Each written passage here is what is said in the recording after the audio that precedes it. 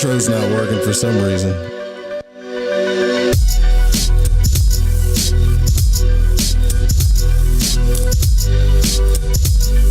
Oh well. Alright guys, welcome to Lighting the Void. I'm your host Joe Roop. We're here live on the Fringe FM, KTLK. Digital broadcasting. I'm trying to get this thing down to where I can just use one computer. And I think I got it.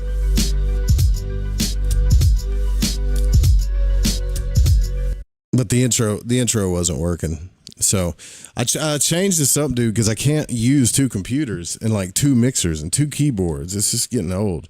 Usually when I change something, though, shit goes a little haywire. And I hadn't had really had time to fix a lot of stuff. It's probably why we're having a little bit of technical issues. But look, I want to show you guys something if I can get it up here on the screen. This is freaking hilarious. What's up, Michael? I want to also thank Henry or Michael just made a donation. Henry, your show's still pending, but thanks. And Lorna, thanks for your donation. And thank you guys so much. So tonight I wanted to talk about a touchy subject. Like, we're going to talk about cosmic sex, but I want, before I get into this, I got to show you this, guys. I think either this person is absolutely insane or they made like one of the biggest videos that's ever going to go viral ever. And I tried to share it. I think they took it down. Damn. Oh no, here it is. I got to share it to my feed first. Have you guys seen the girl that does the, so she stopped letting her friends go to the bathroom at her house. I never do this on the radio show, by the way, but I saw this and I thought, this is the craziest thing I've ever seen. So she doesn't let people go to the bathroom at her house. She makes them go outside. You guys have seen this, right? And then uses everything as fertilizer outside. Oh, here it is. It's on my Facebook page. Is this illegal? Can I do this? Let me see if I can just share this real quick. I got to find the right screen. Yeah. Let me get my volume up here. You guys are not going to believe this, man. This is insane. Okay. Let me see if I can share this. So far, we're not getting taken down.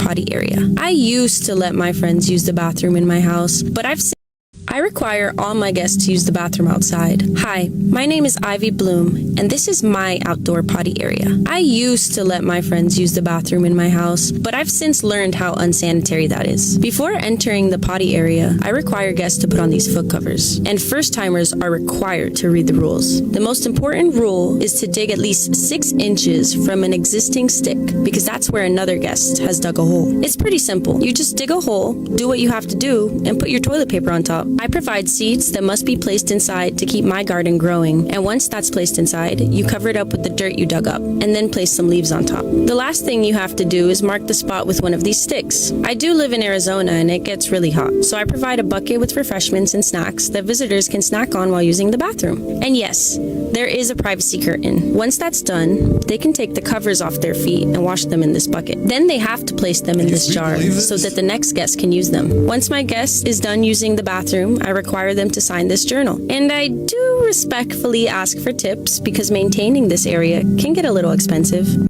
I require all my guests to use the bathroom outside. Hi, my name is Ivy Bloom, and this is my outdoor potty area. I used to let my friends use the bathroom in my house, but I've since learned how unsanitary that is. Before entering the potty area, I require guests to put on these foot covers, and first-timers are required to read the rules. The most important rule is to dig at least 6 inches from an existing stick, because that's where another guest has dug a hole. It's pretty simple. You just dig a hole, do what you have to do, and put your toilet paper on top. I provide seeds that must be placed inside to keep my garden growing, and once that's placed inside, you cover it up with the dirt you dug up, and then place some leaves on top. The last thing you have to do is mark the spot with one of these sticks. I do live in Arizona and it gets really hot, so I provide a bucket with refreshments and snacks that visitors can snack on while using the bathroom. And yes, there is a privacy curtain. Once that's done, they can take the covers off their feet and wash them in this bucket. Then they have to place them in this jar so that the next guest can use them. Once my guest is done using the bathroom, I require them to sign this journal. And I do respectfully ask for tips because maintaining this area can get a little expensive.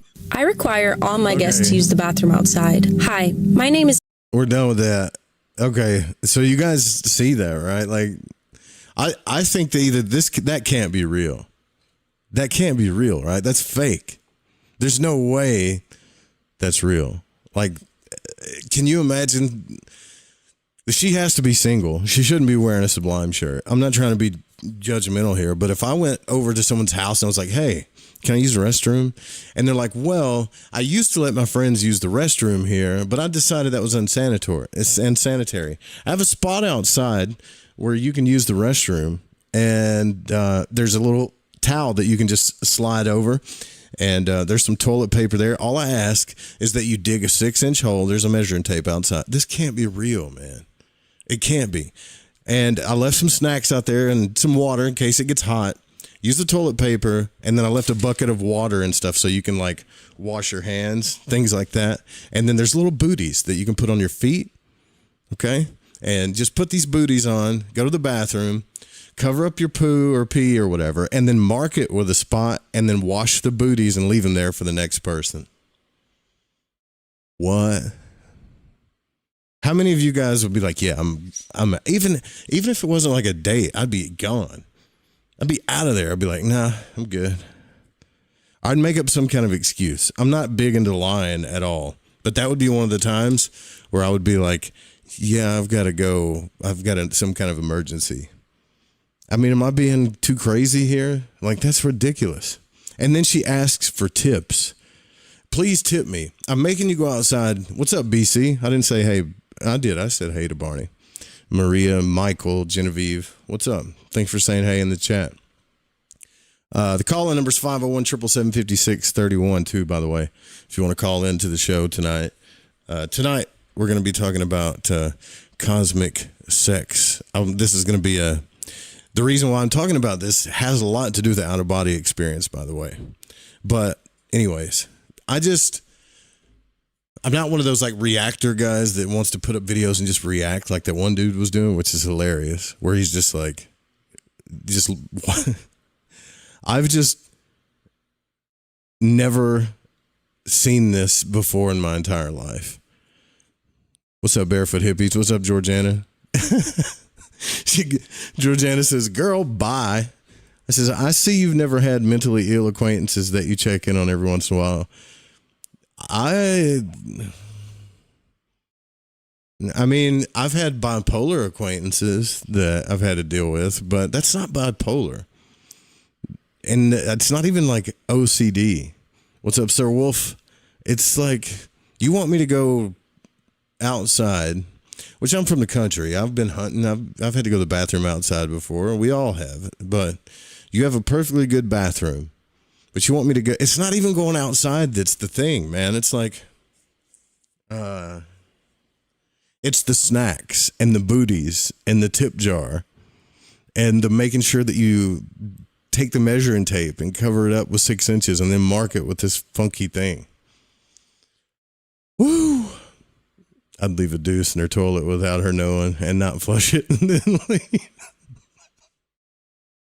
Oh, man. So I kind of did something I've never done. I took notes today. I got hammered by bees today, man. I was up roofing, and I don't know what it was. I don't know if it was the deodorant I was wearing, and I know everybody's going to have an answer for this. I don't know what it was, but I got hammered with like bees all day long. It wasn't a swarm of bees. It's just like bees and wasps were really angry at me today. They just were. It felt weird. All right. So I've already ran off some people in the room. That's good. So I've doing this void walking journey. have had a lot of questions about, who is God, what is God, who's Jesus, all this stuff. And since I did a poll, 70% of you said, yeah, let's talk about it. And since Jason's been on the show, I thought we could dig into this stuff a little. Now, keep in mind, there are many, many different interpretations of this.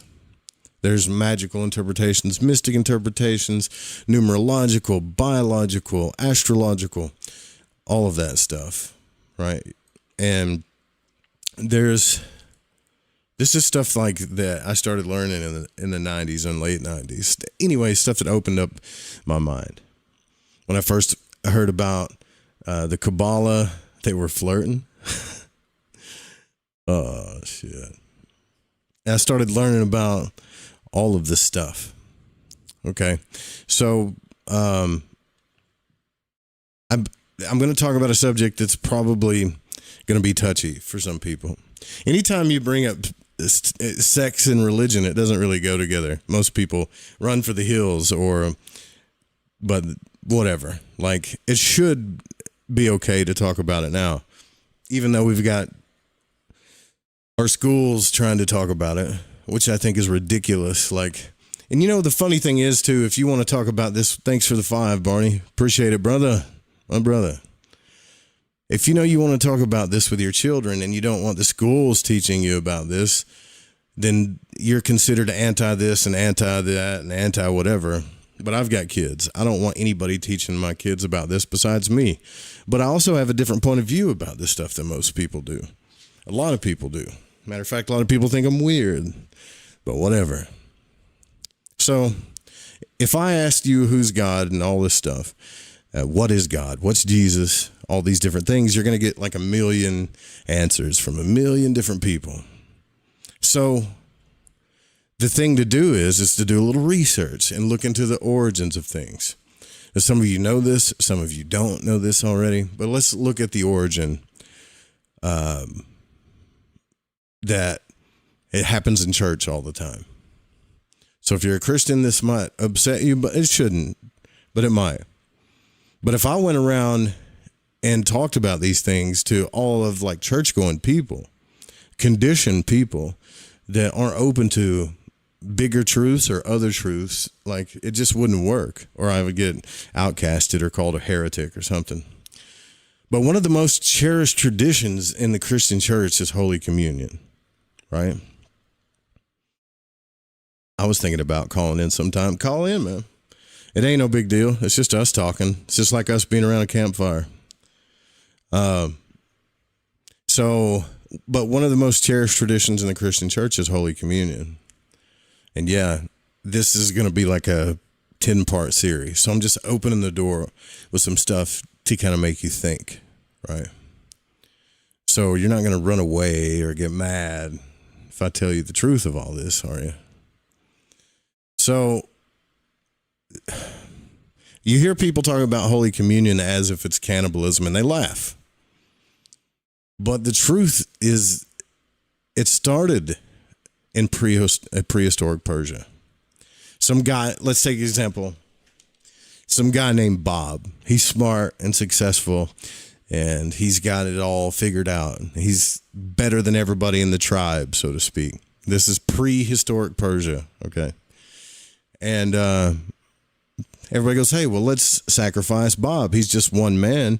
So they sacrifice Bob for the sake of the many in the prehistoric times, and they eat him so that they thought that they could get his essence and his power and his knowledge and all this stuff. And as these uncivilized civilizations kept on doing these things, it gets crazy. They even did it with babies and children. One sacrifice. Chris Knowles gets into some of this stuff. If you don't believe me, research it yourself. But this isn't us. This is like way, way a long time ago. All right. But as we became civilized and we started to move into a bit of a more civilized society, let's fast forward a little bit. Okay. We can just fast forward. Let's skip Babylon and go right into Egypt. So there's the story of Osiris in Egypt. where Set chopped his body up. Okay, so Set, which some people think corresponds with Satan, maybe it does in this mythological story, but Set chopped Osiris's body up and sent all his parts, scattered his parts everywhere. And then along comes Isis. And Isis went looking for them, all of his parts, but one part in particular, and you know which part that was. She went looking for his sexual organs, his penis, the generative organ. Okay? And guess what? She found it. Osiris' sexual organ. And she made a cast of it, and she sent it to all the temples in Egypt. So now you know where all these steeples and stuff comes from, and the phallus and what it represents. Okay. Hope you guys are still with me. So even the Egyptians said that the wheat that was risen was from Osiris's phallic energy. It was from Osiris himself. Just like in prehistoric Asia, when they ate people, they thought they got all this stuff. Well, then, so the Egyptians were like, well, look, we got all this wheat's growing tall. It must have been Osiris. So they made bread, beer, and wine. Fast forward a little bit. We're just skipping over a lot of context and stuff here. So let's fast forward to the Greeks. Then you have Dionysus, same thing. They consume the body and the blood of Dionysus, etc. So Holy Communion is not simply a Christian or Jewish ceremony. It's an ancient tradition that goes back to actual cannibalism. Back when we were stupid. And I mean, we're still stupid to a certain nature right now, but it does. You could trace this back. You can fact check it. If you don't believe me, do your research, fact check it. You'll see where it comes from. Does it offend you? If when I say these things, I'm not sure it offends a void walker, but like I said, if I was to go into the church community, it would offend them. But they don't see the understanding of it, right? It was like the understanding of taking an ancient ceremony and turning it into something. But the Christians did, the Bible did. So what's the name of God? That's one of the biggest questions I used to ask myself. What's really his name? He's been called all kinds of things. Jehovah, I am, all these different names, Brahma. Thanks, Michael. Appreciate you, brother. Thank you, guys. It takes a while to get that YouTube money, and YouTube takes 30%. I thought I had like $100 and something saved up of donations. I was like, yeah, I'm going to go get it and pay the website bill. And it was like, I'm like, what is this? Oh, YouTube takes 30%. Greedy, some bitches. But whatever. So, dude, I appreciate you guys so much. Thank you. So it's not a Christian tradition or a Jewish one. It's an ancient tradition. Hopefully that doesn't offend anybody. And then once I got into all these different names, one of the biggest names that kind of rung out to me, and this was back when I was studying Donahue from Hidden Meanings, is Ahura Mazda. The sun god, the fire god, Ahura Mazda. That was a cool name for God.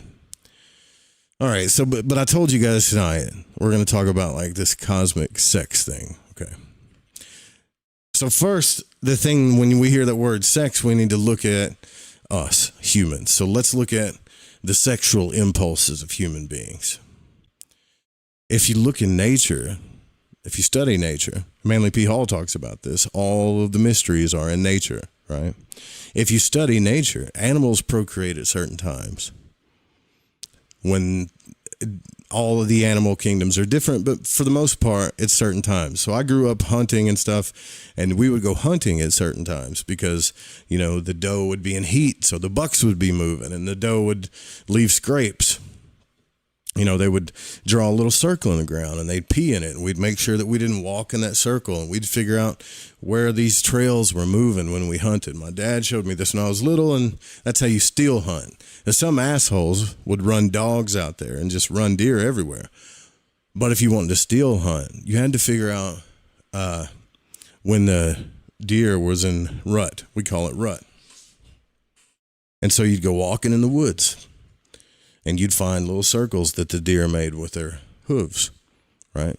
They carve out a circle, pee in it. The bucks would come smell it, and they'd follow. They'd pee in it too, so they pretty much mark their territory, and they'd call that deer. Call it. That's mine, property. A lot of animals do that, actually. But when it comes to humans, it's different. Animals procreate at certain times and at certain seasons. Humans do it at will. We do this at will. Will call. Anytime. This is a tough subject. We can talk about it, can't we? I don't want to get your skin all offended. That's okay.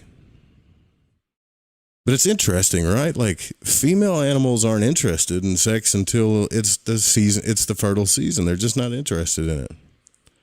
They're not. Humans, anytime. Could happen at any time. Anyways, the bigger question there is when we look at nature, when we study nature, why does this happen? Why is sexual pleasure a permanent thing only for humans? Why did nature do this? We understand this now, that nature does everything for a reason, right? Everything has a purpose. Everything has a reason. Just like I was thinking about this today while I was roofing, being outside after getting stung by bees and shit. So don't jump ahead of me and get offended and think I'm going to be talking about something else. Just listen, okay? And then you can disagree with me once I finish. Don't criticize the cuisine until it's served. All right? So I was listening to the birds, and the birds are beautiful. And the flowers, the allergies were big time today, but the flowers were out, the bees were out, the birds were out, the damn roosters were out. Everything in nature was making noise today. But if you study it, we smell the flowers and look at them, and it's like a beautiful thing, and they smell good and they look pretty, but they really, in nature, they do that. They put off these smells and they have these bright colors so they can pollinate, so they can procreate, and they attract insects, right? But for us, it's just like, oh, they look good, they smell good. Pretty crazy once you start thinking about it. And the birds, all the different birds sound pretty outside. It sounds like, Mr. Rogers' Neighborhood outside. But if you really watch like the Discovery Channel, watch nature and stuff, it's not really friendly stuff the birds are saying. Like, they're saying stuff like, get out of here, or this is my property, this is mine, get away. Or they're warning people. But to us, it's pretty. Why did nature make it this way? Why? So even what's going on with animals and insects in nature, and it still has these sexual processes, but they still only do it in certain times and seasons, or simply just like an arena for us, like humans. It's just some beautiful place for us to observe, but it was put there for us to observe it. Okay, so anyways, it's weird, because in nature, even for some animals, it's painful. I've watched a lot of Discovery Channel, I'm sure you have too. So everything has a reason. Nothing happens that doesn't have a natural or God-given reason. So what does that mean, right? So if all of this stuff in nature has reasons for these things, and humans can have pleasurable sex at will, then there must be a reason for it, right? There must be a God-given natural reason for that to happen, even though we're set apart from the rest of nature. Okay.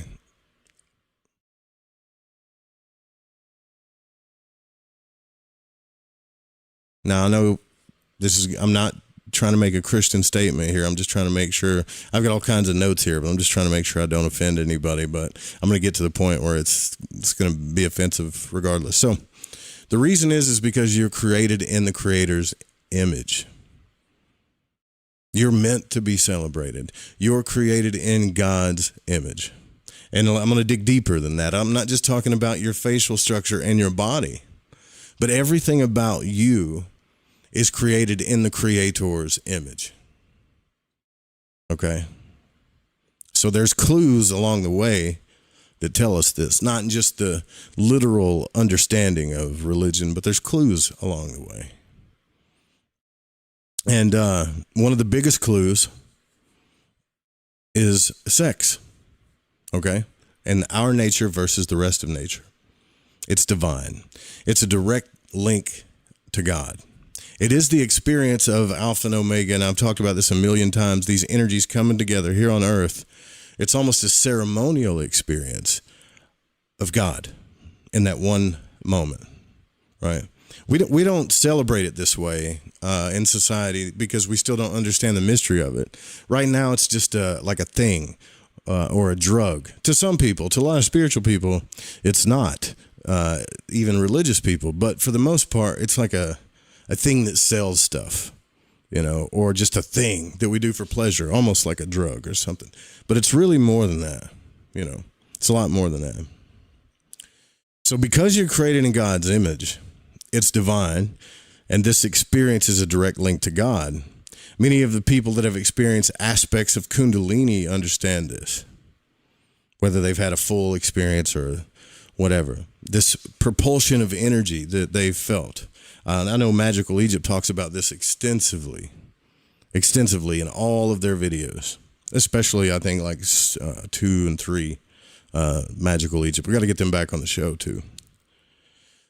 But another clue that we can look at is all of the virgin birth stories that make no sense because virgins can't have birth, right? But we look at all of these stories where a virgin has birth. Not just Mary the Virgin, but all of the other stories and the Hare Krishnas and the Babylonian texts and the Egyptian stuff. There's, in the Greek stuff, there's all this virgin birth story. Or Virgo and astrology, same thing, all telling this big cosmic story of this virgin birth. Basically, it's telling us, for a reason, a woman who didn't have sex but received a seed and became pregnant. The birthing process, though, was within physical natural law, but the seeding process wasn't. Most people just accepted that. And Moses Maimonides, you guys should read this guy. This guy's fascinating. He has a book. It's called something about the perplexed. I forget the title, but I remember him saying in this book that anytime when you're reading religion and you're reading something that's so profound that it just doesn't make sense, like, in other words, the most ridiculous statement is usually means that there's a deeper underlying meaning to it. Right. So here we have the virgin birth, which people have been telling us, oh, all these stories lead back to astrology and the virgin birth. And, you know, but what does it mean? Why? Okay. Remember, keep in mind, too, the 9 months of the birthing process that happens. The Bible itself. They're going to run away, Joe. Don't say this. The Bible is loaded with sex on many levels, relationships on many levels. Where do you think the word Genesis comes from? Look up the etymology of Genesis and then just trace that word all the way back to what it actually means, right? So this power that we're talking about, this force, remember, we're creating God's image. We're set apart from lots of things in nature. So this power and this force gives light, life, euphoria, and more, right? So we can start. Let's go to church. Let's look at the Word of God, right? The Word of God. My preacher used to say, it's the Word of God, the literal word. So the literal meanings of some of these verses. Matthew chapter 7, verse 6, ask, seek, knock. Ask and it will be given to you. Seek and you will find. Knock and the door will be opened to you.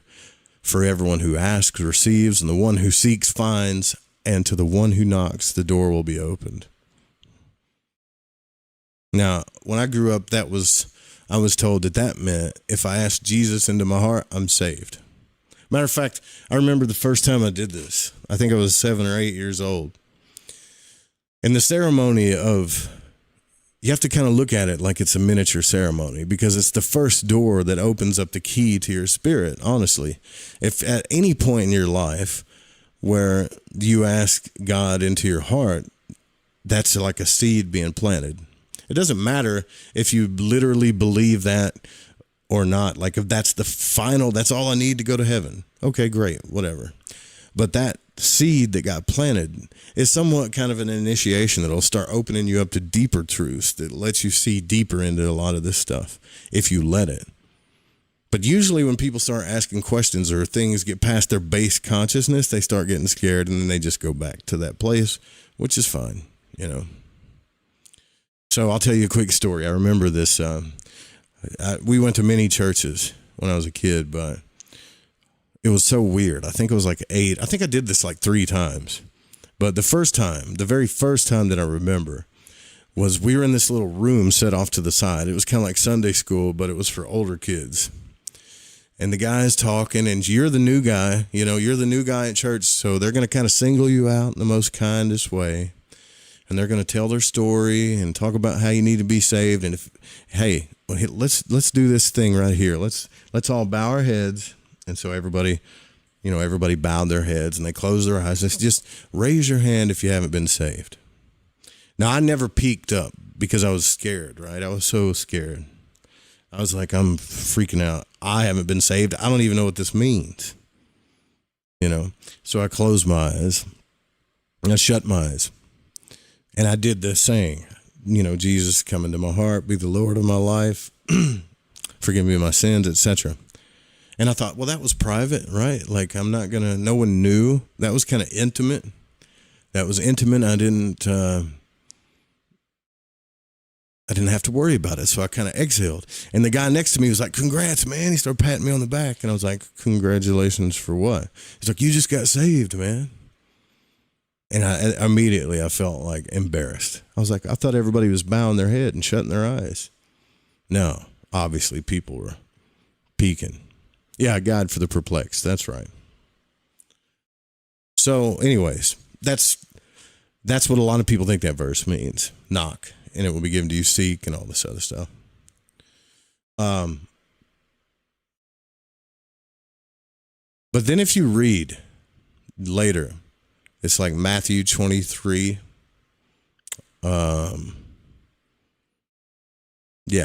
Matthew 23.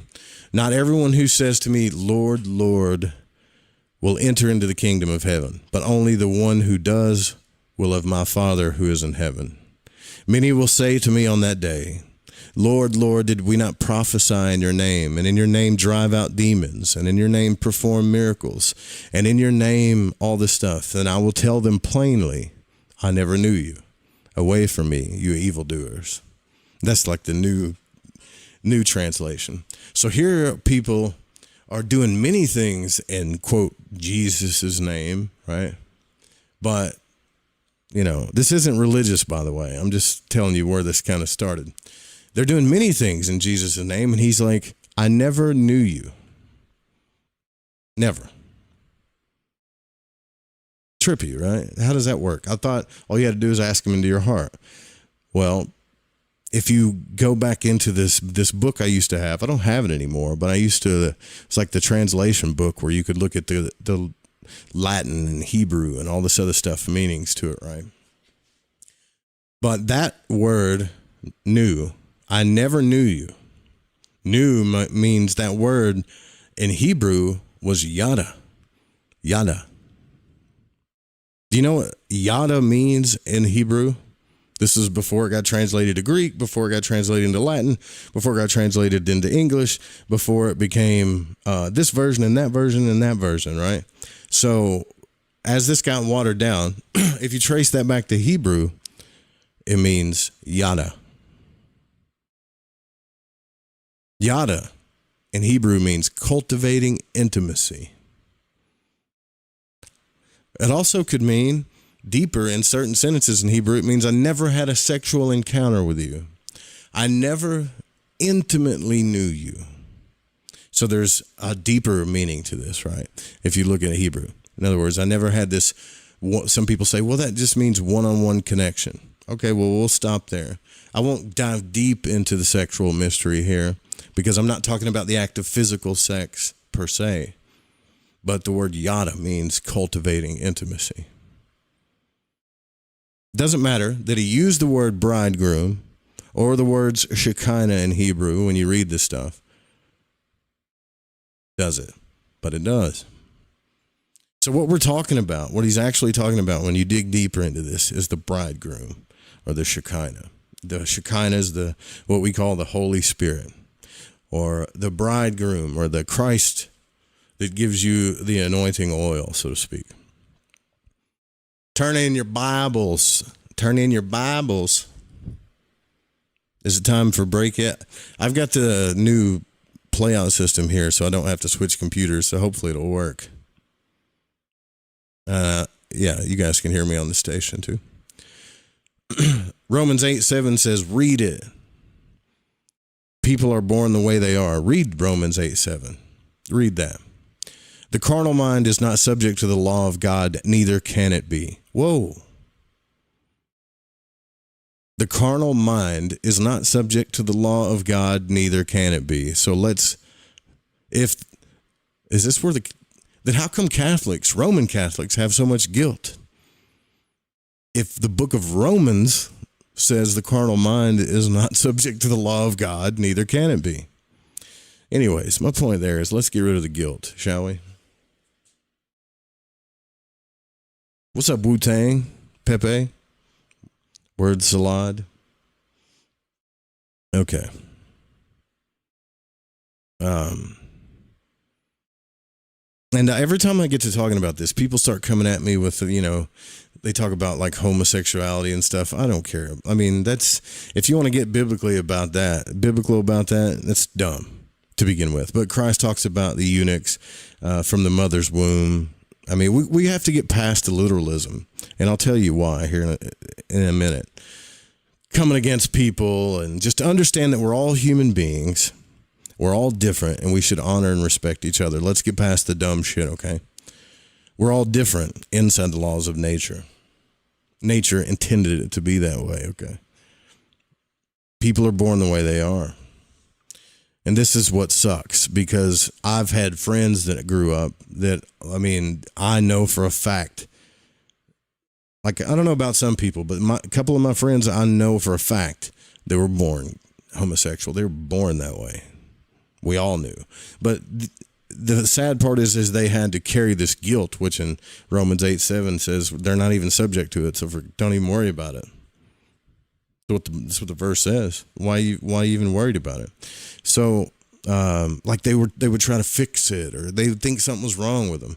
This is my point. It's like the church really fucked people up.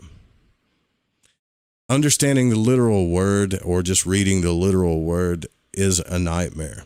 It's a nightmare. It is. It's a nightmare. And even Christ himself, he said there's not going to be one rock standing when I'm done with it all. Because Sadducees and Pharisees, they're harbingers of hell. That means people that write literal laws. These are the spiritual laws. I wrote them down. Read them. This is it.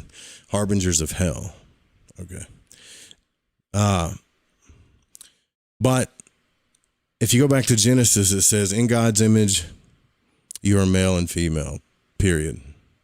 I'm not going to tear apart that whole verse, but he made Adam and Eve.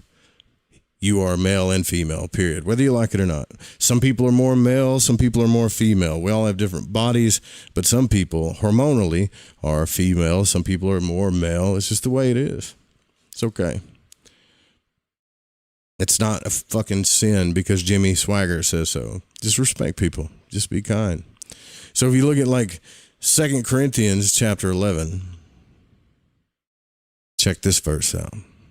So when all these people started figuring out Jesus was coming, he said, I'm jealous for you with a godly jealousy. I promised you to one husband, to Christ, so that I may present you as a pure virgin to him.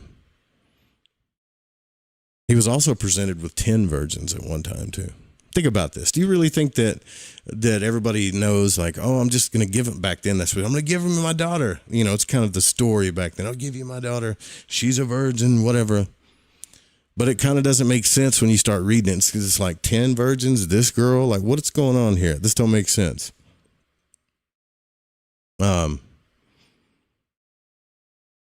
Also, when they sent the story of the Magi, I believe that story was about Zoroaster. If you read Zoroaster, you'll kind of see what I'm talking about. Zoroaster sent his Magi to send to the fire god that was supposed to be God, or Hira Mazda, which was the sun god, and his kid says, I am that I am, amen. And then Jesus said, I've come to set fire upon the earth. A lot of stories going together in this thing. And then so we're past Holy Communion, we're past this kind of virgin, what's this whole virgin thing about? And then when we look at Easter and the Passover, which is the holy day of Easter, you see all these, when I was a kid, the girls would go to church in their little Easter bonnets and everybody laugh and smile. But if you read Ishtar, you had to, as a woman, you had to go to this place and a man would come and say, I think we should have an experience. And if you and I have an experience, then you're allowed to have a husband as long as Ishtar says it's okay. So you could only have a husband, or you couldn't have a husband without Ishtar's blessing. Long story short. Ishtar was the goddess of sexual intercourse and fornication. Now, this all sounds evil at first, right? But the deeper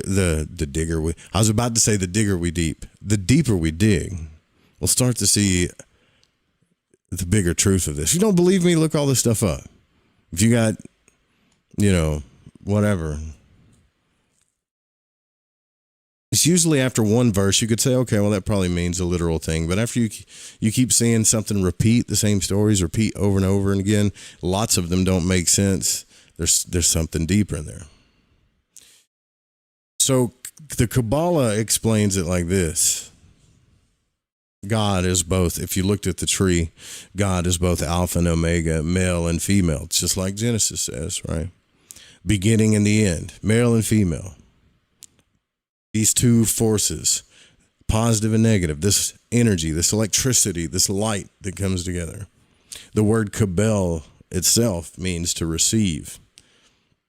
That's what it means, to receive, to open up and receive. So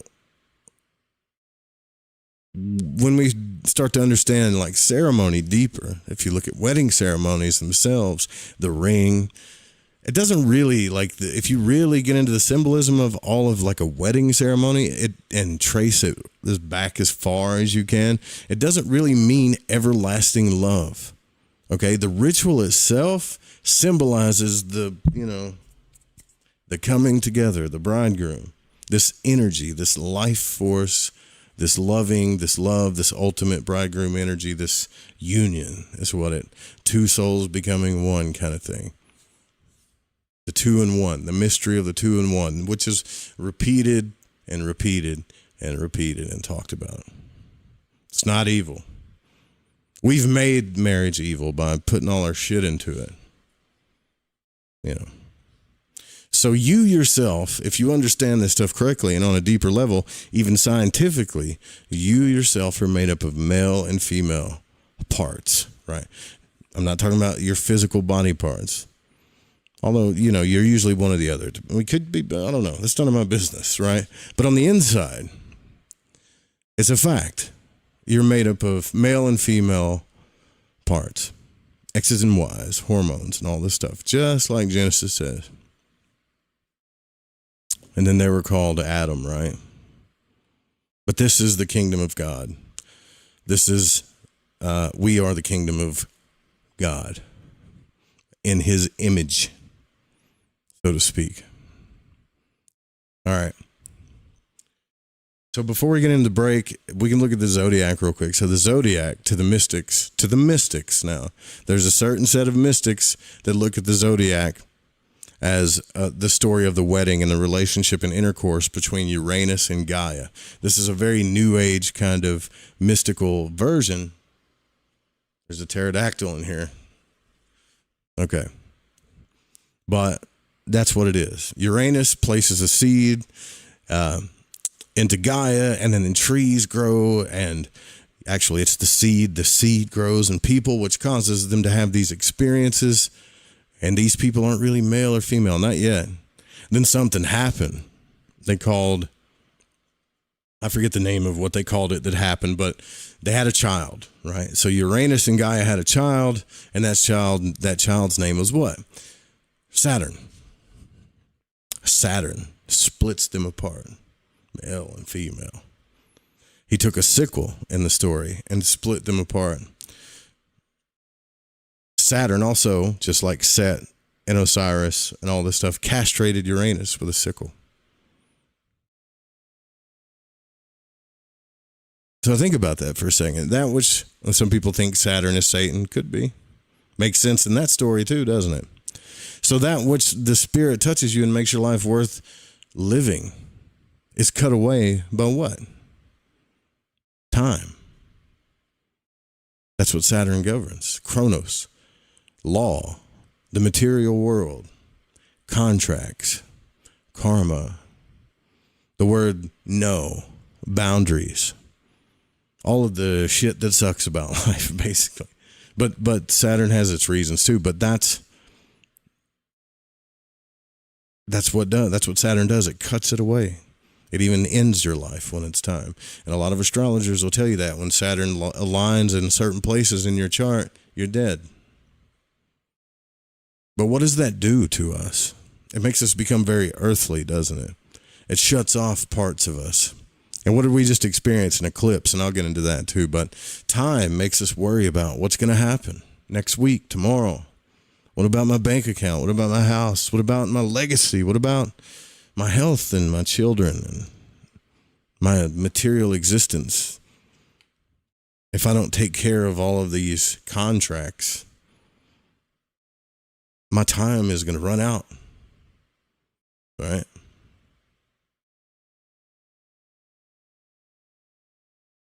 Saturn's been called all kinds of different things. So anyways, we got to take a break, but I want to get deeper into this. We're talking about cosmic sex here, okay? Once you really dig into this stuff, I only know deeper meanings in the biblical sense because I wasn't raised in other religions, but I'm starting to dig deeper into, like Hare Krishna, which pretty much has all the same stories, exact same stories in it. There's several other ones too, but I don't know the character names and some of the verses I don't know or I'm not familiar with. But yeah, we're going to take our radio station break for some of you guys that are listening on the Fringe FM. Thank you so much. Thank you for coming out to the music show last night. That was really cool. We had a lot of fun last night. Took a few requests, which is kind of weird. Like if I'm playing rock and rap and things like that, and we're just doing the music show, and then some people just, they wanted to hear freaking country music. I don't know why. I don't know. Here's an independent. Let me play another independent artist if you like rock. Hopefully it'll play. Some of my files have gotten misplaced here. Here we go. This is Zig Mentality, an independent artist that we love playing on the Fringe FM. We'll be right back after the short radio station break. We're talking about cosmic sex tonight here on Lighting the Void. I'm your host, Bill Donahue. Stay with us. Oh yeah, this is called Pretty Girls on Bikes.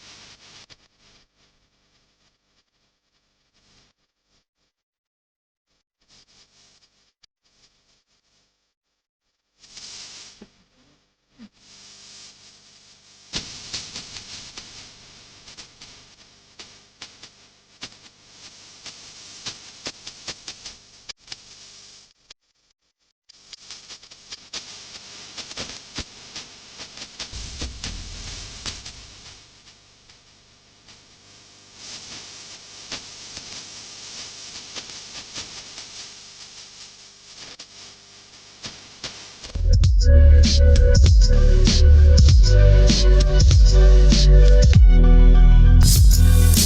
stickers are a fun side hustle with low-cost investment that has built-in advertising to attract local customers in parking lots, rallies, gatherings, conventions, venues, and more. You could potentially sell these bumper stickers on consignment to local businesses, tattoo parlors, head shops, or any other independently owned store that might gear toward the fringe. Bumper stickers are great gift-giving ideas for friends and family. Also, a way to wake up your fellow travelers on the path without having to waste energy in tiresome debates. No car? No problem. Bumper stickers will stick to just about anything with a semi-smooth surface. Go to www.justbsme.com and get your bumper stickers today.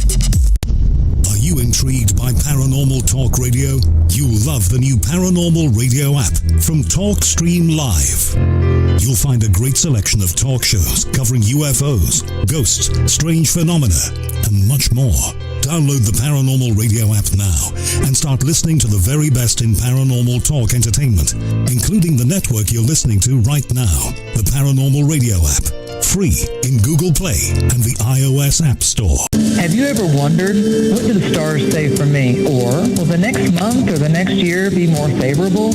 How about, are our two signs compatible? Each month, at the new moon, you can ask these questions live with me, your astrologer psychic, Mary DeCina, along with host of Lighting the Void, Joe Roop. Join us at the new moon for Cosmic Conditions. We look forward to working with your energy. Every new moon at 7 p.m. Pacific, 10 p.m. Eastern, right here on Fringe FM. And we're live here outside the Perez family home, just waiting for and there they go. Almost on time this morning. Mom is coming out the front door strong with a double-arm kid carry. Looks like Dad has the bags. Daughter is bringing up the rear. Oh, but the diaper bag wasn't closed. Diapers and toys are everywhere. Ooh, but Mom has just nailed the perfect car seat buckle for the toddler. And now the eldest daughter, who looks to be about 9 or 10, has secured herself in the booster seat. Dad zips the bag closed, and they're off. But looks like Mom doesn't realize her coffee cup is still on the roof of the car, and there it goes. Oh, that's a shame. That mug was a fam favorite. Don't sweat the small stuff. Just nail the big stuff, like making sure your kids are buckled correctly in the right seat for their age and size. Learn more at nhtsa.gov/the right seat. Visit nhtsa.gov/the right seat. Brought to you by NHTSA and the Ad Council. Look through your children's eyes to see the true magic of a forest. It's a storybook world for them. You look and see a tree. They see the wrinkled face of a wizard with arms outstretched to the sky. They see treasure in pebbles. They see a windy path that could lead to adventure. And they see you, their fearless guide through this fascinating world. Find a forest near you and start exploring at discovertheforest.org. Brought to you by the United States Forest Service and the Ad Council.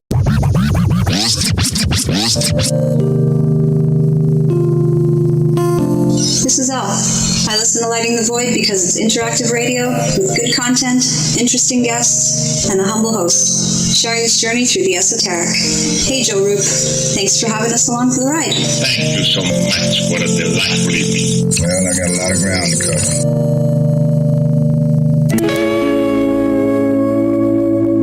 Hey, this is country music singer and void walker Jason Benoit, and when I need my fix on the world of magic and the capabilities of the human consciousness, I listen to Joe Roop right here on Lighting the Void Radio. Hi, this is Kronox from Belgium, and you're listening to Lighting the Void with Joe Roop.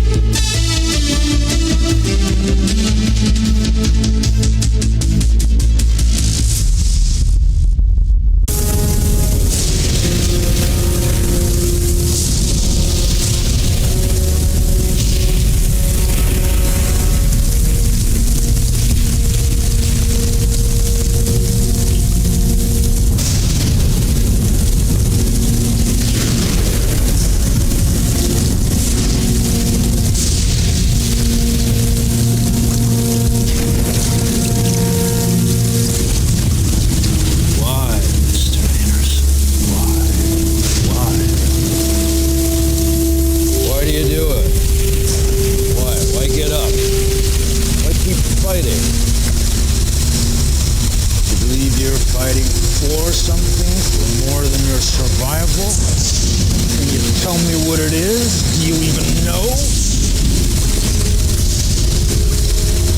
Is it freedom or truth? Perhaps peace? Could it be for love? Illusions, Mr. Anderson, vagaries of perception. Temporary constructs of a feeble human intellect trying desperately to justify an existence that is without meaning or purpose. And all of them as artificial as the Matrix itself. Although only a human mind could invent something as insipid as love. You must be able to see it, Mr. Anderson. You must know it by now. You can't win. It's pointless to keep fighting. Why, Mr. Anderson? Why? Why do you persist? Because I choose to.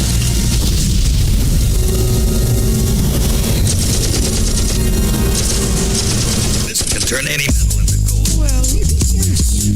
I have already found the secret of this powerful force. I would like to show you how this principle works on a human being. You're listening to Lighting the Void Radio. Monkey pies, shrunken heads, esoteric Boy Scouts and aprons in the red fez, keepers of an Eden snake's knowledge of pharaoh secrets that trace the lineage to high priests in Egypt. The Babel Tower builders, knowers and initiates, solving quantum Rubik's cubes, decoding arithmetic. Something about the general vibe made my knee jerk. The alchemist pursuits led to gain of function research. Kill your morbid fascination with the strange and the sickly trees that sprang from the offspring of Cain. Oh man, that's so much easier. Identify the weeds, gain the ground. That's so much easier than like having to switch back and forth between computers. Thank you for that setup. Speaking of which, I do have like a radio consulting that if you guys want to learn how to do radio shows and take callers and have guests and do all that stuff, and you know, using free software, multiple softwares, all kinds of things. I have a consulting service that I do. I'll show you how to do it, and my job is to get you set up and running. Whether it's video, audio, whatever, you can get that stuff at the Fringe FM store too. So tonight we're talking about cosmic sex, and I was reading some of the chat. So make sure, like, when you study the gods and like, read everything in context. So I just quickly went over Ishtar, and you know, if you look up what Ishtar is of like the god of sex and fertility, sure, but when you read the stories, Ishtar, you had to have permission to get married from Ishtar. And you had, you know, basically another man would come in and take a woman before they could get married. There's stories and this stuff, but it's like, you know, if you look at that literally, man, that's messed up, but it's not meant to be taken literal. Remember, there's verses that say, be not a study of the letter. So,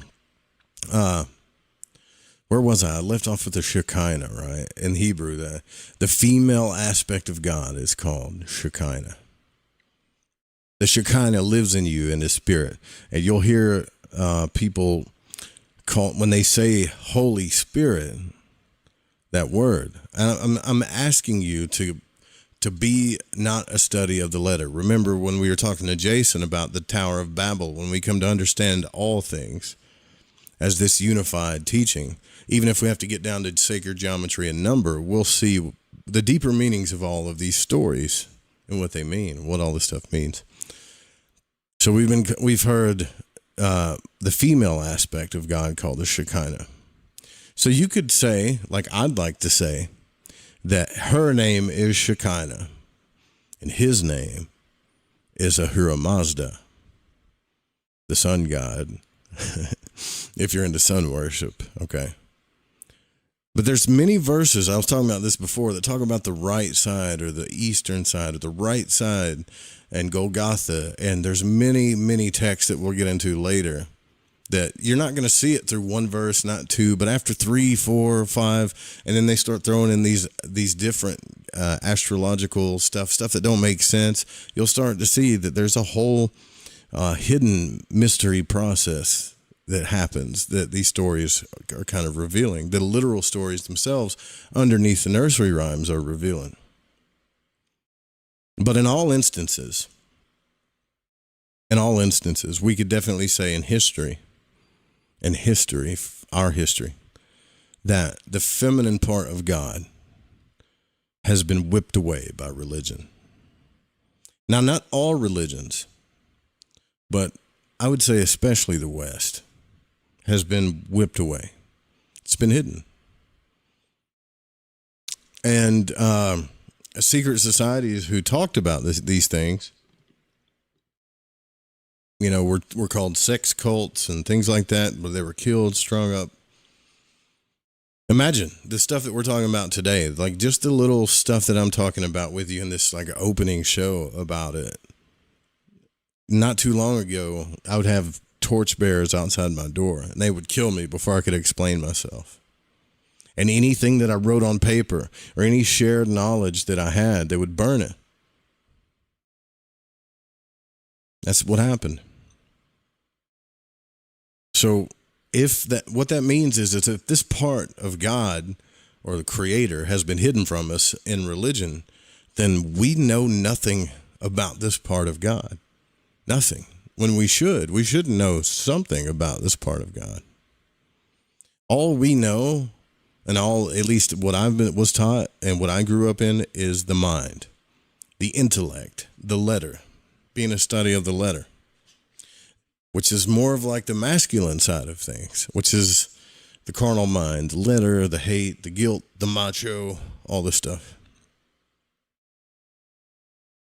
So, just like in marriage, if the female part is not allowed in marriage, you don't have a ceremony. Everything goes to hell. And you can say this for all things in nature, especially human nature. When the feminine part of love and spirit and Shekinah and Holy Spirit is not allowed into things, when this opening part to receive, from the very literal version of sex, you're not going to have any, to opening your heart, to being able to relate to people, and to the spiritual part of us. Everything turns our life into hell without it. Remember that. I mean, almost a literal hell. So in an instance, and in one word you could say, if they rip the Shekinah from us, whether you're a man or a woman, if this side of you is ripped out, they rip out your very soul. You become very conscious, very intellectual, very focused on the exterior. You're like in the cave. So, the ancient way back in the day was that once a week during the Sabbath, there was a new union between Shekinah and the bridegroom. So the Kabbalists, the ancient Kabbalists, you remember me guys telling you that the story of like the 10 virgins with Christ, and there's another story. Okay, so the word Sabbath means seventh, whereas another seventh, as it corresponds to the east, is the seventh chakra, which is the pineal gland of the brain. Now, these have been separate in our society, but they're not really separate at the base nature of things, right? So when a male intercourses with a female, a pregnancy takes place. Inside yourself, a pregnancy of spirit takes place. It activates the pineal gland and throws open the right hemisphere of the brain, which is made shut. This is shut. Right, especially right now, but for the most part, if you're just consciously aware of the literal, the logical, the intellectual, the masculine side of things, then the right side is shut. The creative, godlike side. Remember that you're a being of fusion. You're made in God's image. So you're a being of physical nature and spirit together. You're fused together. And you can see this polarity of these energies working. If you looked at biology, you could see this electrical. It needs electricity. It needs both poles. It needs this fusion to work. Everything is dual. So the deeper you look into this stuff, you realize maybe it's my consciousness that needs to be a virgin. In other words, you remember how, like a lot of the Eastern teachings would say, clear the mind. Pour out your cup, make your cup empty your cup. Take no thought, Christ said. All these different versions. Meditation. Open your mind. Make it clear. Make this vessel open and empty. Empty your cup first. So you have this virgin consciousness.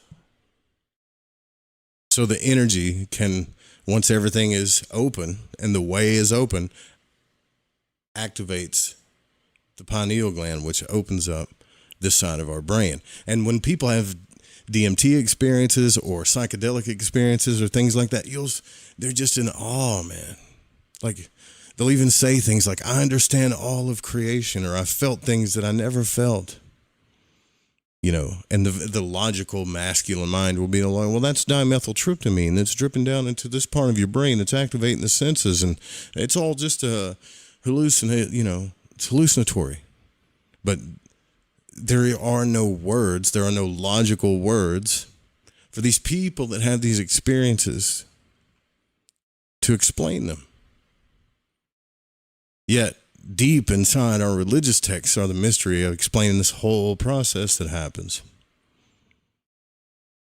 It's not just Cartesian or whatever, right? Like it's a repeated story for a reason.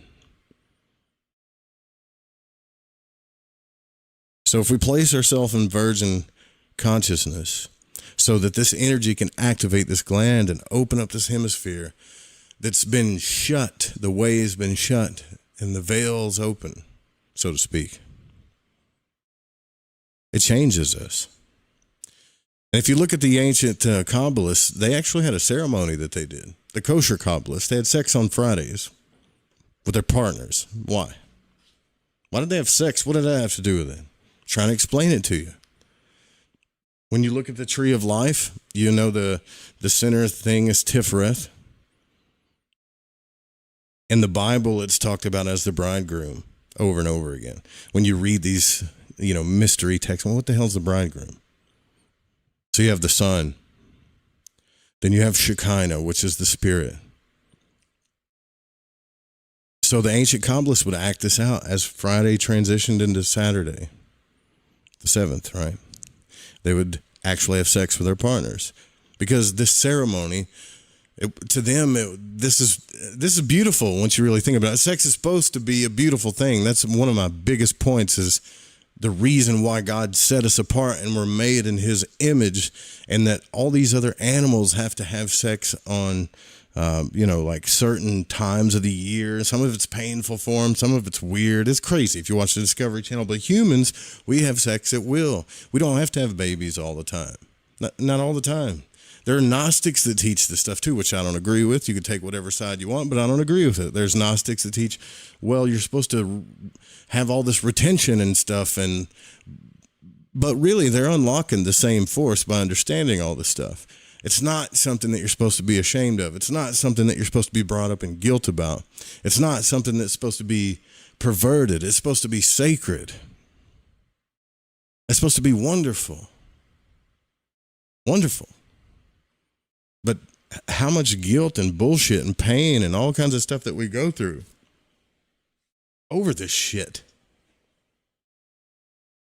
When it's not shit, it's beautiful. It is the very act of the universe itself. Anyways, so you have Tifereth, the bridegroom, Shekinah, the spirit, and they would do this ceremony on Fridays. But it was cut off by the 9th sphere. I saw somebody in the chat mention the number 9. The 9th sphere of Yesod, which represents the moon. Cut off. And the moon represents this realm of our base emotions, right?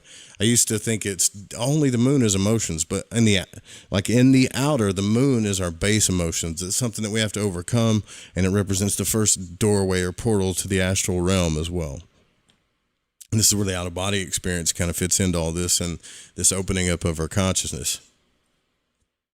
And they talk about this in the Bible. So she sits above the moon, whatever, and then the number of the beast, and it's 666. Well, that's a code.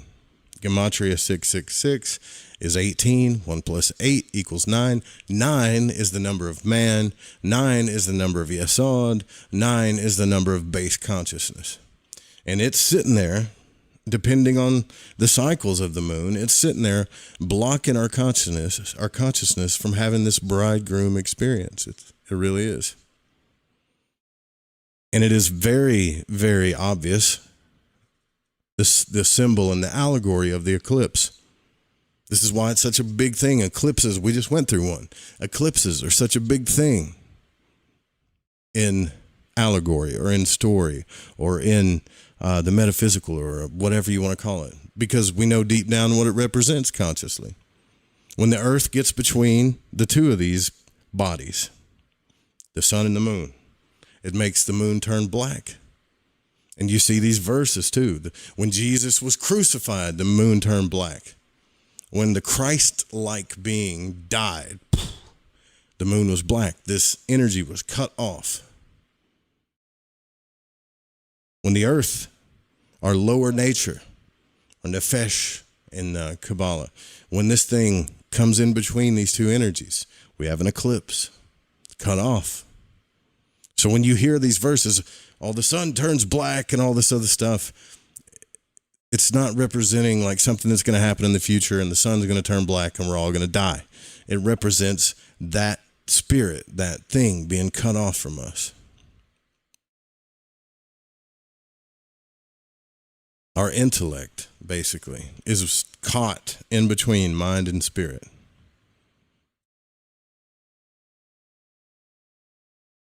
And they don't just put stuff in the Bible for no reason, right? When Jesus died on Golgotha, on the cross, in Golgotha, remember these two hemispheres in Christ, right?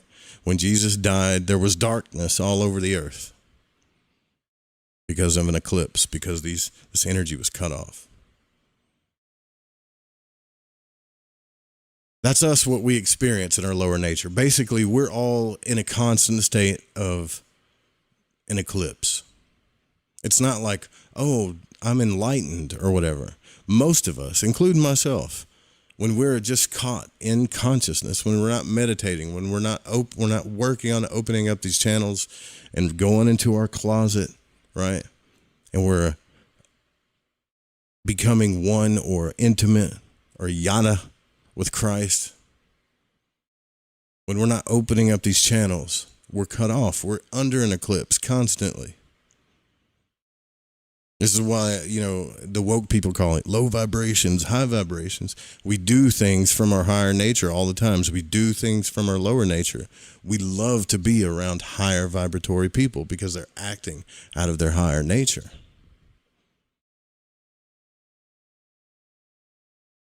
So we're going to experience this ignorance until what? Until we experience salvation. And what is that salvation? The upper room where the man's holding a pitcher of water. Go into the upper room, into the right chamber, and I'll meet you there. That Aquarian energy. So we do this process. We open up these energies and allow our consciousness to be open. And we take no thought. We take no thought, right? We can meditate. We can pray. I think there's plenty of people that teach meditation, some greats that teach meditation, that have really tapped into this. They've learned to take no thought or let thoughts come and go and just pass them by. But there's another key to this, to unlocking this energy as we become empty vessels and ready to receive, right? And a lot of stories represent that.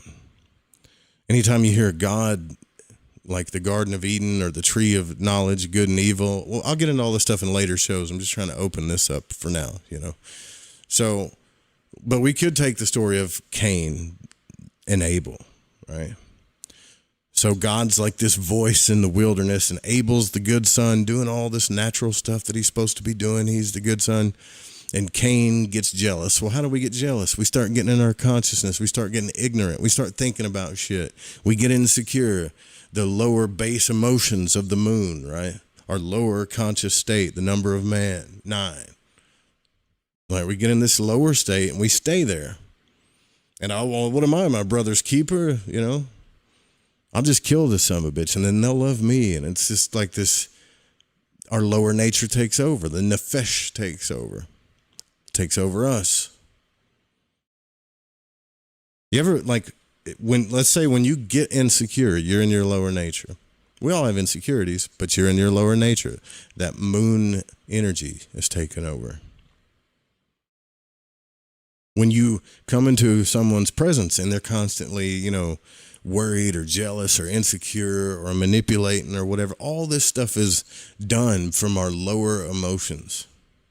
It's either our lower emotions triggering our mind to go crazy or our crazy mind triggering lower emotions in this crazy moon cycle. The dark moon itself, the new moon, represents this, where in an allegorical sense, this energy being cut off.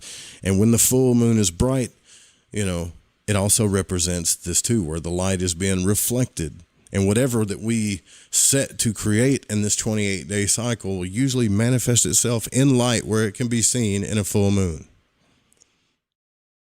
The unconscious manifests things that our conscious can observe, basically is what I'm saying. Just like Cain and Abel. You could say Abel is the higher vibration, the higher self, and Cain is our lower nature. And it eclipsed itself. Cain killed Abel, cut off the energy. And God said, what about Abel? His blood cries out to me. It cut off the intimacy between man or us and God, the yada, this bridegroom, this sexual thing that happens inside of us. And sex is a synergistic energy exchange. It cuts it off.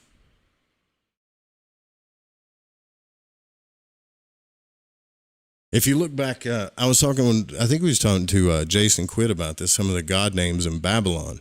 But if you look back to one of those names, the name of God who rules the moon is Sin. S-I-N.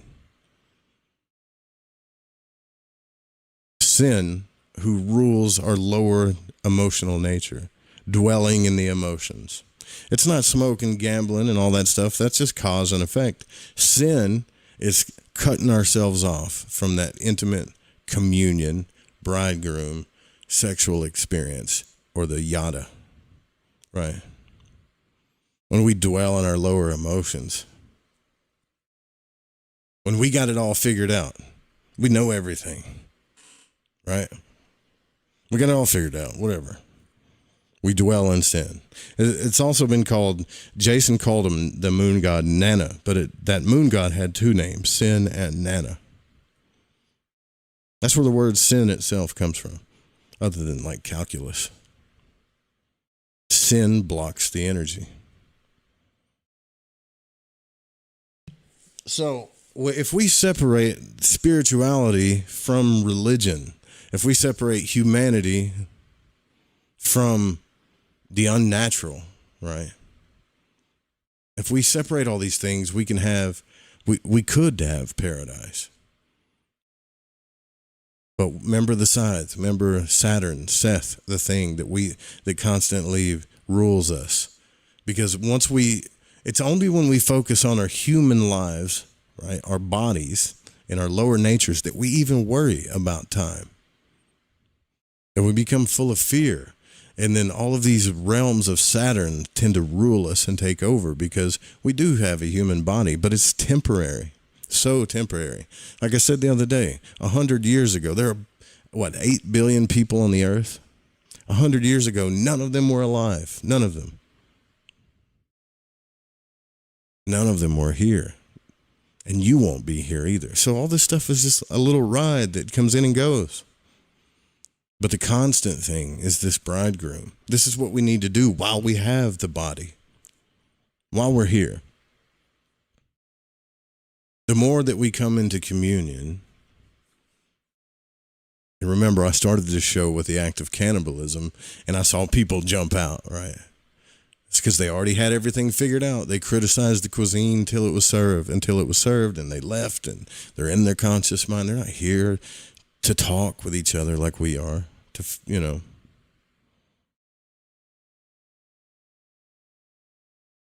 Once we separate this from religion, though, we'll be more like what Christ, Yeshua, whatever you want to call him, Emmanuel. He had many names, right? The Greek version, Jesus Christ, which pretty much means the fire or the anointing oil. He said, I don't want to see one rock standing on another. I'm going to tear it all down.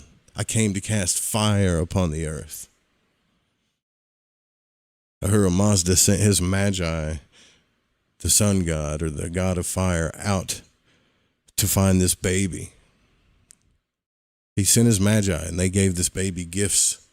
And this baby called himself Amen, or I am that I am. And he said, I came to cast fire upon the earth. Which is a deeper story and an allegory for the fire inside you. So as we grow up, instead of feeling guilty about this stuff, you know, it's like, yeah, I know God gave you that plumbing when I was a kid, but don't touch it. Don't touch it. Don't touch it. Things would change if we explained this fire. I'm not talking, the schools need to stay the hell out of it, period.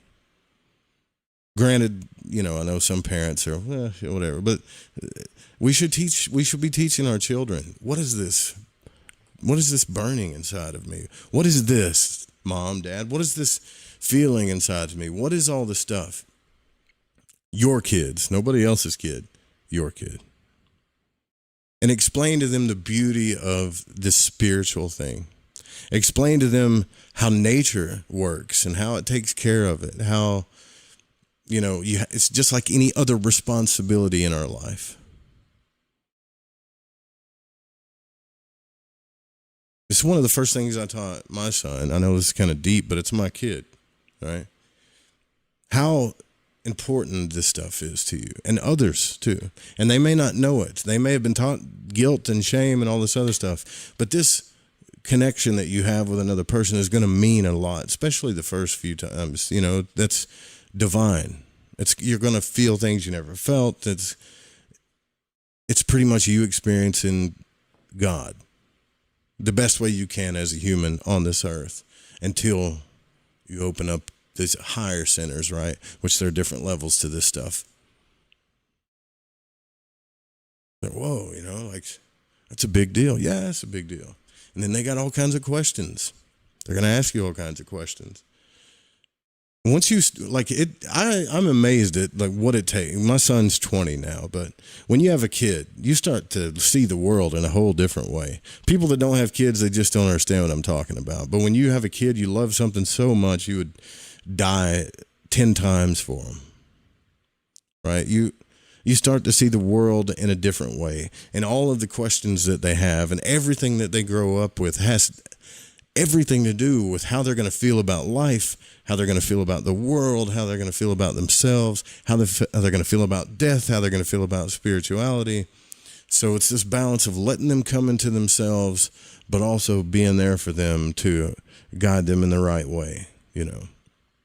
We as adults have to put away childish things. And I'm telling you that the literal meaning and the stuff that we've done with religion and the killings and everything that's going on in the Middle East, and it's 2024 and we're still just being a study of the letter, even though these texts are telling us not to be. And we know there's codes and all this stuff in there. We're still killing each other over this stuff. And there's different levels to this understanding of cosmic sex, right? Love and the bridegroom. There's different levels. There's the male and female part that's inside of you because you were creating God's image. There's a divine union that happens inside yourself that even the psychologists like Carl Jung and all these other people started figuring out when they dug real deep. They're like, well, you know, this is the Oedipus theory. And then Freud was like, this is the Oedipus theory. And and then Carl Jung comes along and said, no, this is the anima and the animus. Right? But no matter how you logically look at this, you're not fully going to understand it to the deepest way that you can as a human until you become of a virgin consciousness. Take all the intellect out. It's good to have intellect. We'll get into that later, that masculine side of the brain. It's good to have it. It's really good to have it, actually. But if you already have it. You already have it. So once you take all that out, you can do this naturally. You can have a psychedelic experience naturally. You can have an out-of-body experience naturally. I still see magicians talking about the astral realm as if they travel it constantly. They're still negating the OBE experiences I've had, or the fact that I've affected the physical realm, and others have too. They don't think it's real. They think it's just consciousness playing with itself. When we don't even understand, no one understands, nobody understands consciousness or love, these two big mysteries to the fullest extent, not even the deepest philosophers.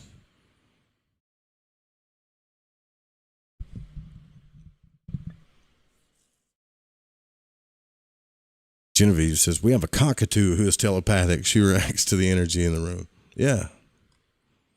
You know, too, that when people are, this is what I was talking about before, and this is just part one of this stuff that I wanted to talk about, you know. But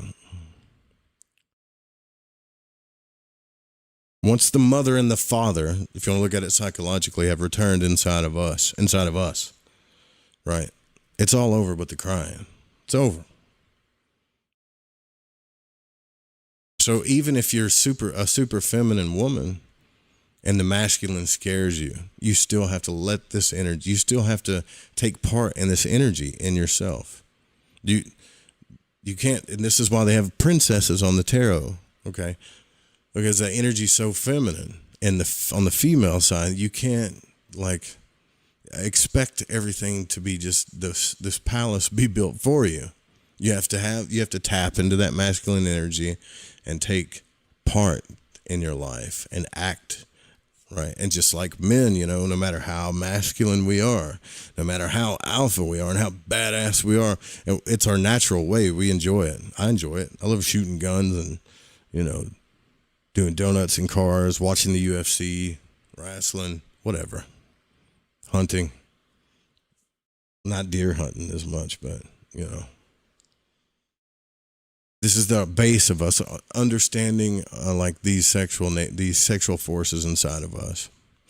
And when this thing starts rising in us as we get older, this burning fire, which is another secret to alchemy, there's also the fire also represents the burning of the energy in the stomach too, but it's also a deeper mystery in the sexual forces in alchemy. This burning fire that's in us, when it's harnessed properly, which we're all guilty of not harnessing it properly, but when it is, you see all kinds of great things come into and manifest into your life.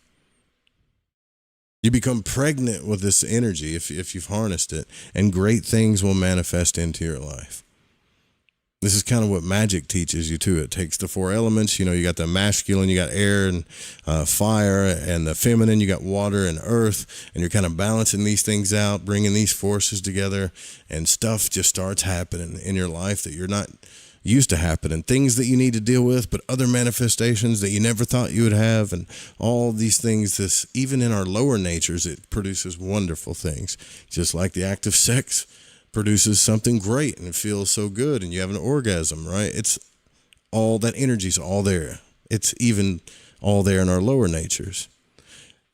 When people get past this understanding and they start to become an adept, which I'm not an adept by any means of the words, but studying it, there's higher aspects to each of these elements too that they begin to understand. They start working with the astral forces of this nature. And then in a long story, they're opening up this energy. Now, you have to imagine, we get spurts of this stuff. We're lucky in our lives if we have mystical experiences. I'm not talking about synchronicities or manifesting something. I'm talking about magical, mystical experiences. You ever met someone that's had they've had this experiences? Have you seen Bigfoots and fairies and they've been out of body 1 million times and talked to aliens? It's just like most people that are spiritual in nature, they have one or two like really big mystical or magical experiences in their life. And this is just their lower nature just peaking at this energy. Peak. You know, and you could become addicted to it. I know I did when I had that OBE experience. But becoming addicted to anything, it'll take it away. Even talking about these experiences, not being silent, takes this energy away because it's intimate. The word yada, right? Even me talking about this stuff, in a sense, It's taking away the intimacy that I have with the higher being of myself, and that being connected to the universe. God, Jesus, Hare Krishna, Brahma, whatever you want to call it.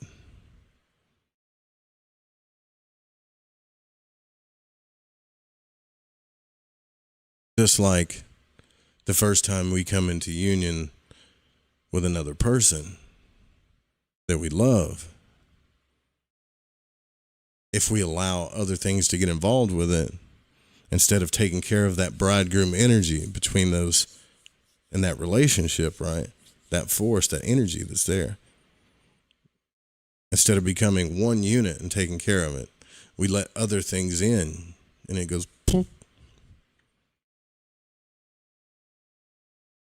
So we have to experience a spiritual life, right?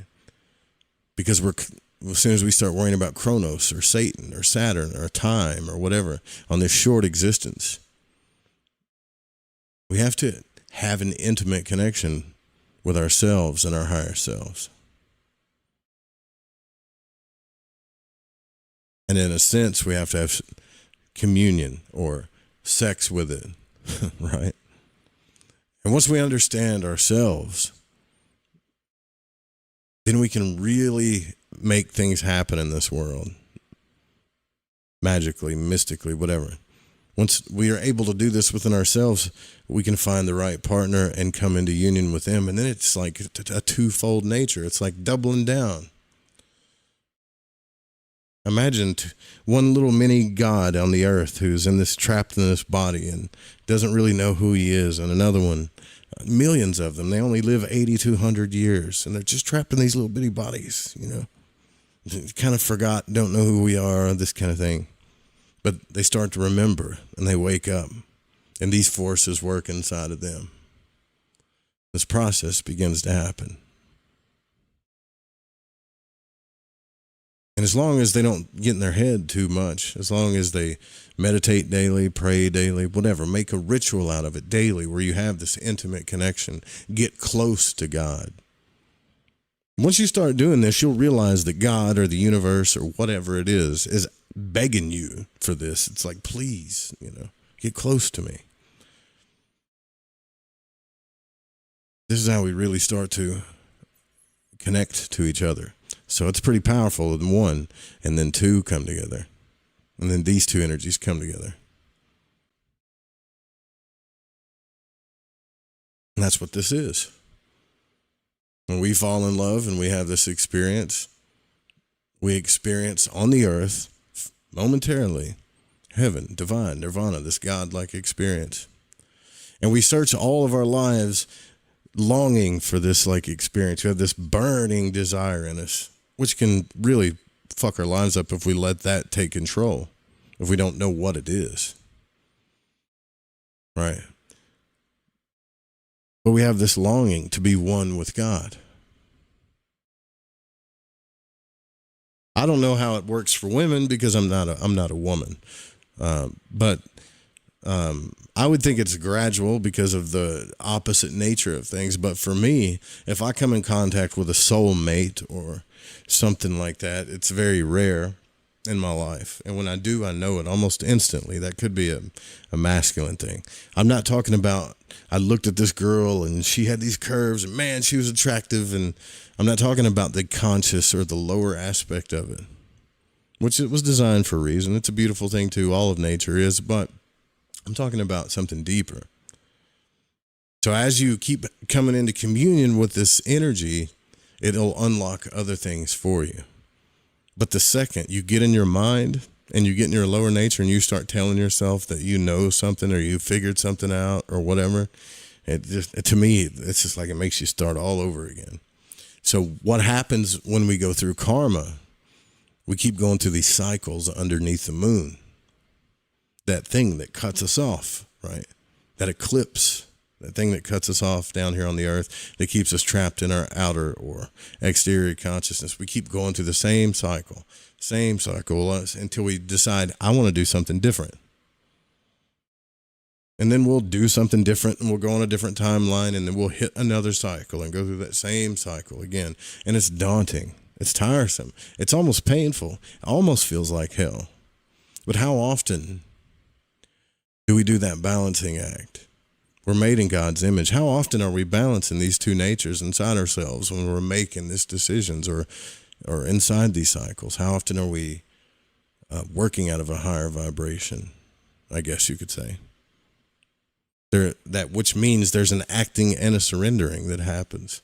This is why I freak out when people go, oh, divine timing. It's probably because I'm a dude, but people say divine timing and the universe and all this other stuff. They're cutting off the half of themselves. You're a co-creative being.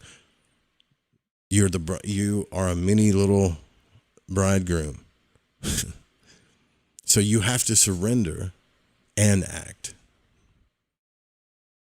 This is what the magicians figured out. They figured out, oh, well, if I do sigils, if I charge this stuff and then learn the process of detachment, things happen.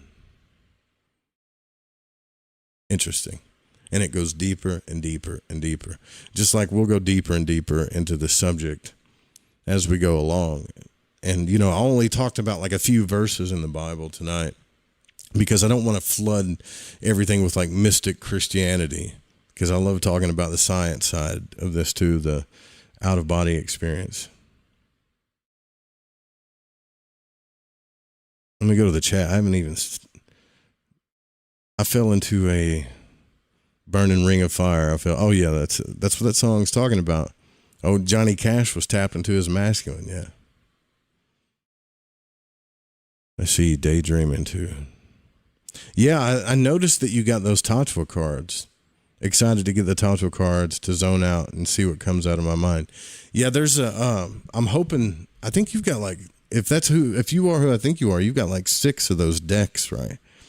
So the magicians used the Tatwa cards to, what they did was they taught themselves how to scry in the spirit vision through the Tatwa cards. And if you get flashing or cards with flashing colors, it was a method that they used so that they could gaze into the shape, and these shapes represented, all of the different 5 elements of nature from the east, right?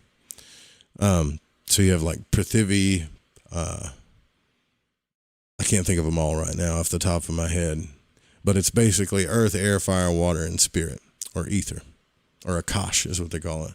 But you would stare at these shapes, and I've had a deck for a long time, and if the colors flashed, if you just like when you stare at anything long enough, the flashing color around the outside, it'll start to really flash. You'll see it around the edges when you stare at it.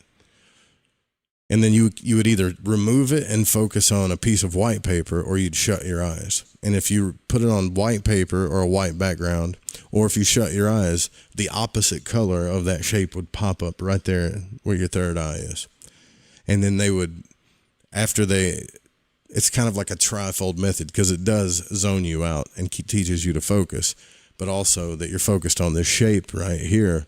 And then they would move their consciousness through the shape, depending on what element it was and all this.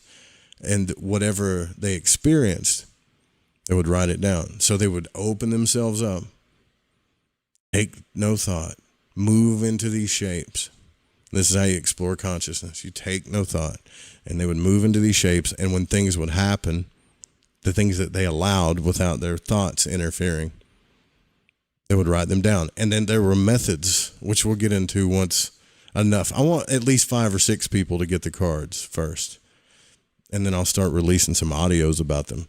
There's ways to test them, because you'll run into things like entities or beings or things that you just see, and you don't know if it's of a good nature or bad nature or whatever, and there's ways to test it.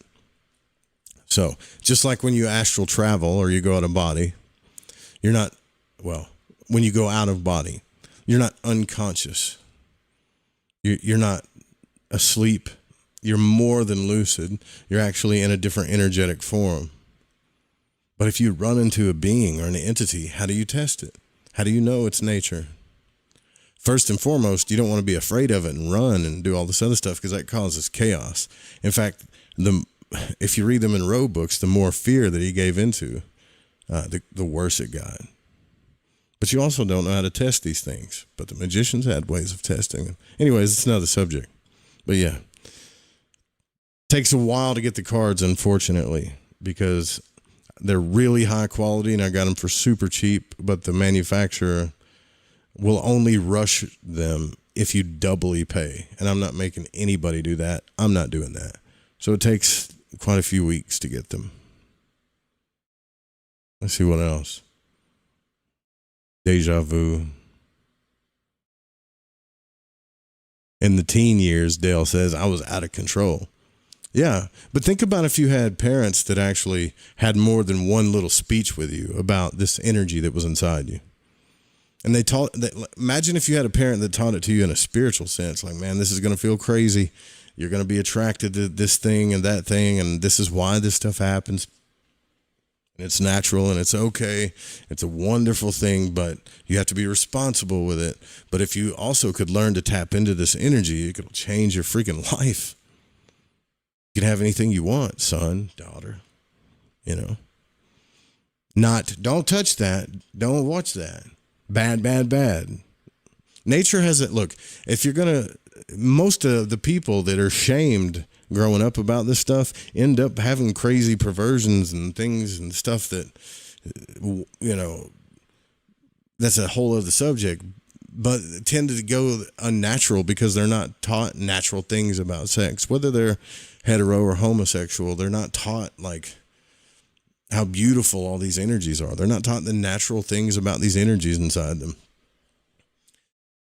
And if you hadn't noticed, nature also puts out diseases for those things, and not just, especially for humans, for a reason. What are your thoughts on semen retention? That's a very good question. I was going to get into that in another show, Dale, but is the damn phone lines open, or are you guys just chatting it up? Yeah, you're chatting it up. So my thoughts are that the reason why semen retention is done is because it does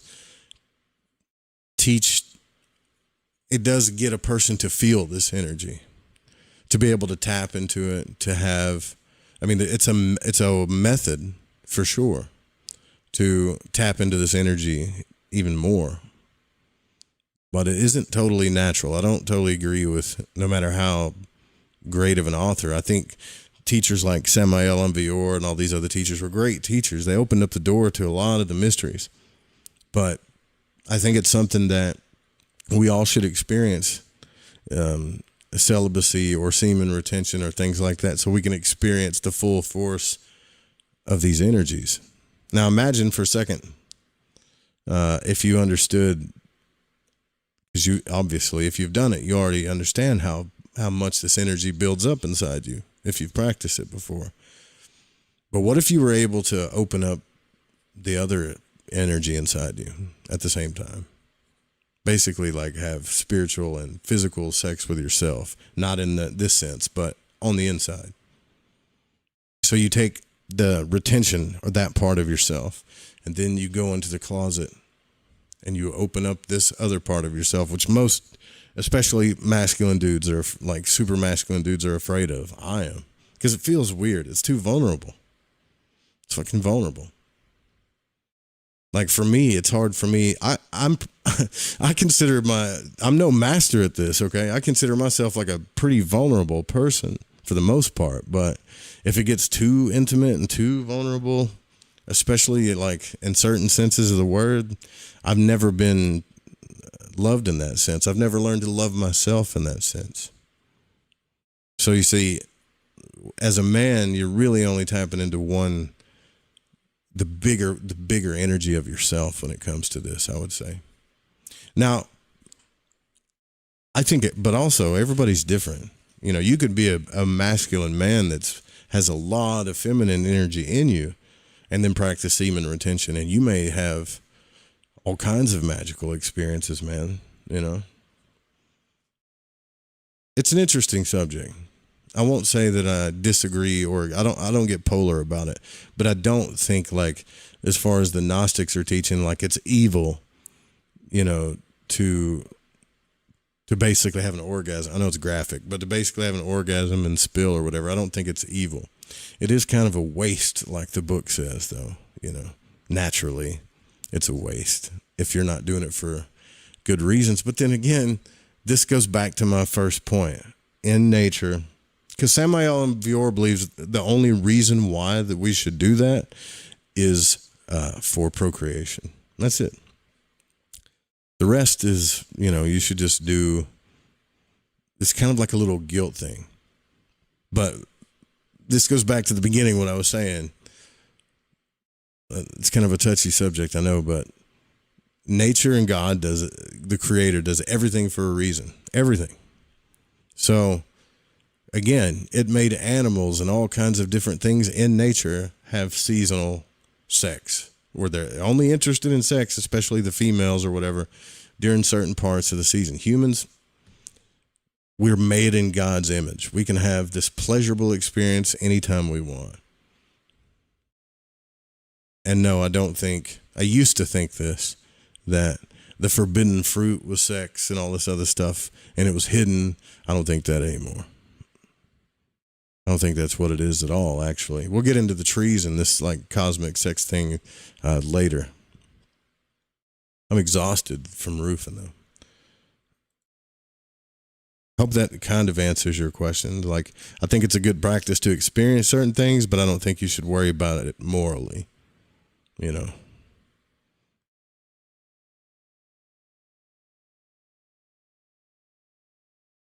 There's a Christian song, which I love, that calls Jesus Emmanuel. Yeah, it's been called many things.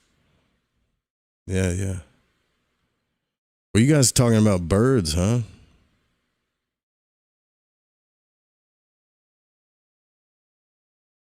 Language is not my first language. What? What are you guys talking about?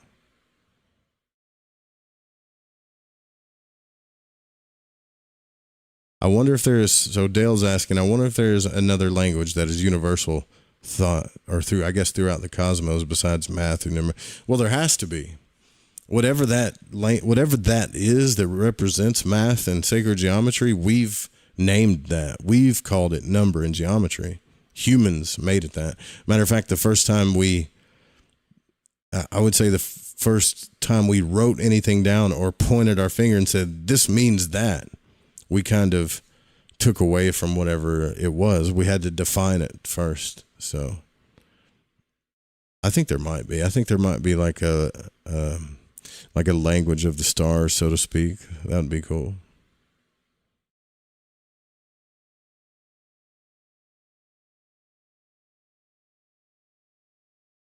Sex is math. Yeah. Sex is everything. Everything in the universe is sex. I don't hate to say it. It's a beautiful thing, but it is. Not like in the. It's funny too, because it's in a higher sense of the word. It's funny too, because I was thinking about when I was looking up the word for yada, which means intimate knowledge or to know intimately, or in some cases in Hebrew, yada also means, sexual intercourse. So when I looked up that verse, like where Jesus says, "Depart from me, I never knew you." You guys did all these things in the kingdom of heaven, but, or they said that we prophesied in your name, we healed people in your name, we did all this stuff, and we cast out demons in your name. And he said, "Depart from me, I never knew you." I was like, because back when I was reading this stuff, I was looking into the idea of salvation. Not really. I didn't understand this cosmic bridegroom or these sexual forces things yet. I was simply studying salvation. So I had that translation book that showed what this verse was in Hebrew. And in Hebrew, it was yada. And then I looked yada up, and yada meant to intimately commune with, or to intimately know, or also to have sexual intercourse with.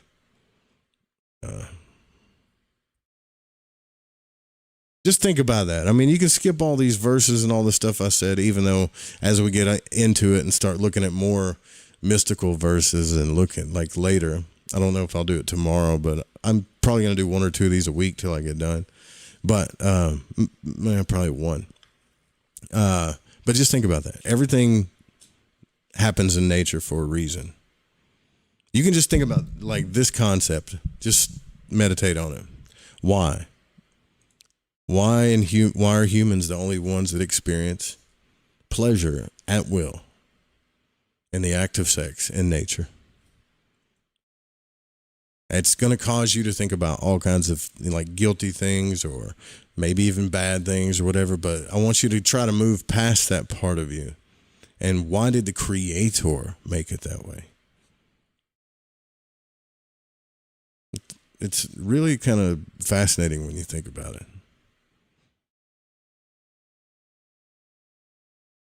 All right, we got to get out of here. It's time to go.